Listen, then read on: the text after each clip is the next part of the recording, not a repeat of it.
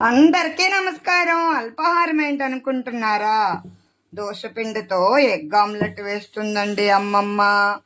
మీలో ఎంతమందికి దోశ పైన ఎగ్ వేసుకుని తినే అలవాటు ఉందో కామెంట్ చేయండి.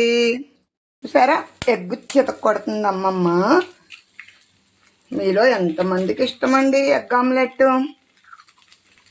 ఇలా స్ప్రెడ్ చేసుకోవాలండి. ఇంకా ఎలాంటి చట్నీ అక్కర్లేకుండానే మనం తినొచ్చండి. సండే హాలిడే కదా అండి, అందుకని పిల్లలకి ఇలాంటివన్నీ చేసి పెడతాను. ఇదిగోండి ఉప్పు కారం. ఇంకా ఎలాంటి చట్నీ వద్దండి. అమ్మమ్మ ఎగ్ ఆమ్లెట్ తిరగేసింది చూడండి. అమ్మమ్మ ఎలా తిరగేస్తుందో. చక్కగా సిమ్లో పెట్టుకుని వేడి వేడి దోశ తింటే అబ్బా రుచి చాలా బాగుంటుందండి. అబ్బా కాలిపోతుందండి.